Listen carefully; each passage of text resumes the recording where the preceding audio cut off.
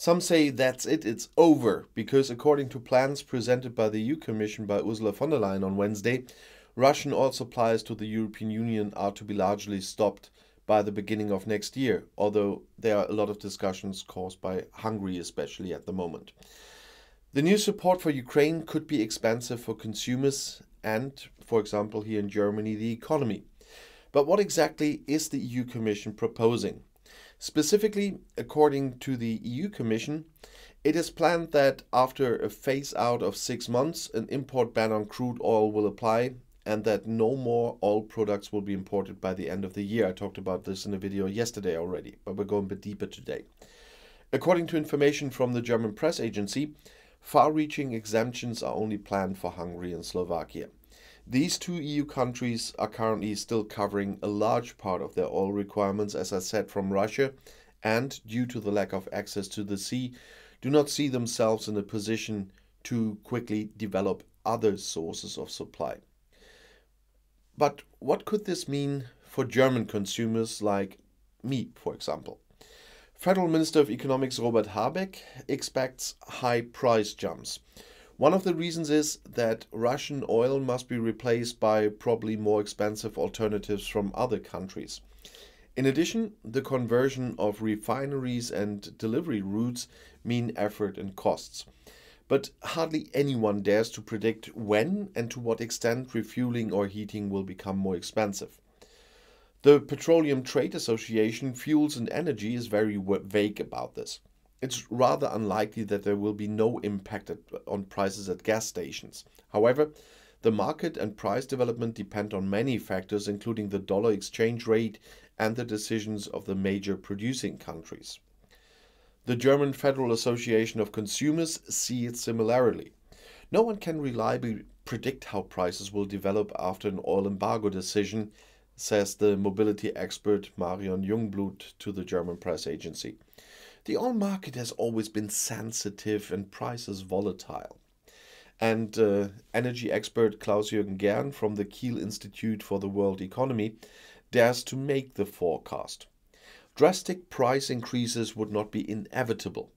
From his point of view, this applies at least to an embargo with a transitional period, because the gradual move away from Russian oil has already been announced and has probably already been taken into account in the currently high prices. But what can be done against those price increases? The Consumer Advice Center warns the federal government to keep a close eye on the prices at the pump.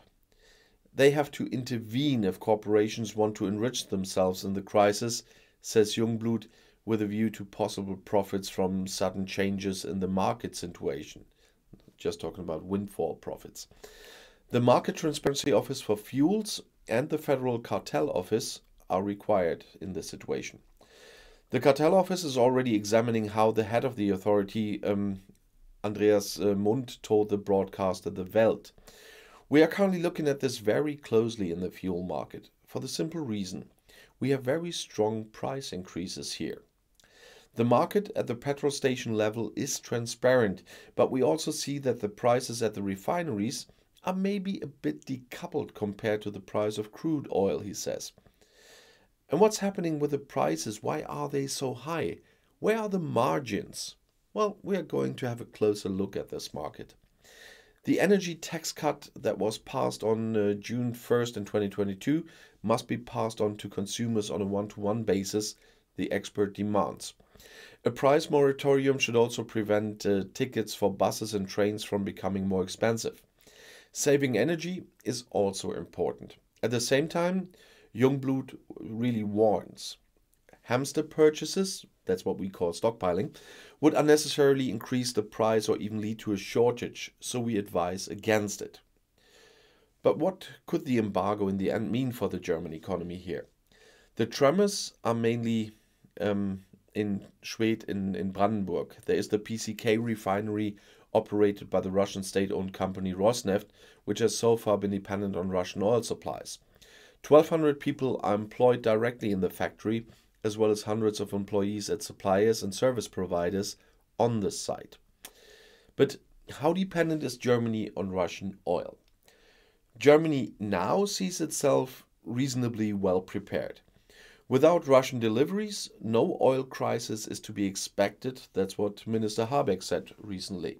According to him, the share of Russian oil in German consumption has fallen from 35 to 12% within a few weeks. The remaining share of Russian oil of 12% is therefore attributable to Schwedt. But are there any other possible unwanted side effects?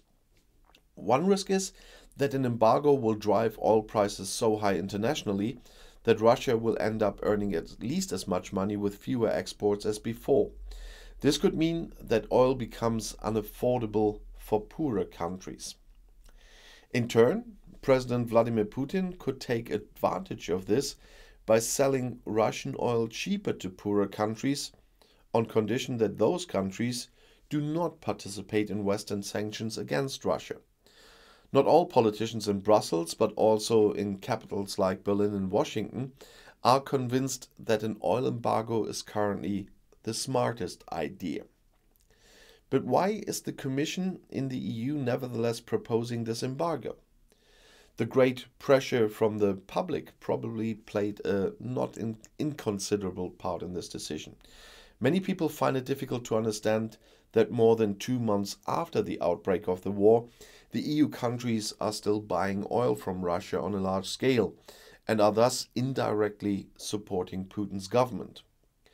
According to estimates by the Bruegel think tank, Russian oil worth around 450 million euros was imported into the EU every day. But how badly could the new embargo hit Russia? Proponents hope the consequences will be serious.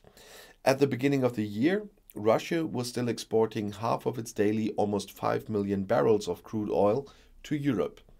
Half of the 3 million barrels of oil products, that means diesel or heavy oil, also went west. The oil that has so far flowed through the Druzhba pipeline was about 750,000 barrels per day, is unlikely to be completely diverted to other countries, even with expensive ship transport. The only pipeline to the east is busy anyway. Oil production fell by 9% in April, and Finance Minister Anton Siluanov expects a decline of 17% by the end of the year. Further losses could be painful as oil revenues account for around 30% of Russia's budget. So far, Moscow has been able to bear the losses. The high oil prices make up for some of this because the Kremlin still assumed a significantly lower oil price when planning the budget. But what's next now? The permanent representatives of the EU states in Brussels are now discussing the Commission's proposals.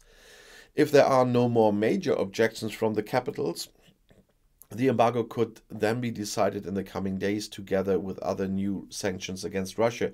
But there are some troubles with Hungary because, of course, they are really relying on that oil.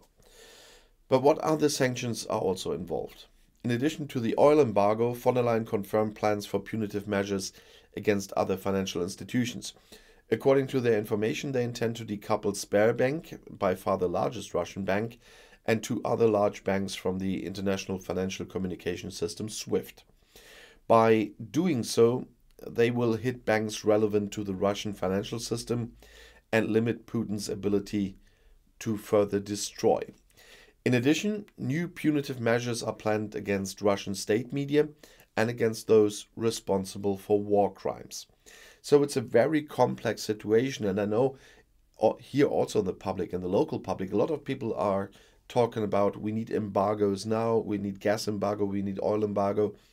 But there is much more to think about this. I gave you a hint in this video about the consequences and the influence Putin, because of the damages to the world oil market, the influence Putin could get on poorer countries because of an embargo.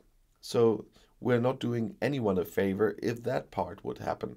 So they really have to think very carefully how to do it if they do it. And I'll see you in my next video. Bis gleich.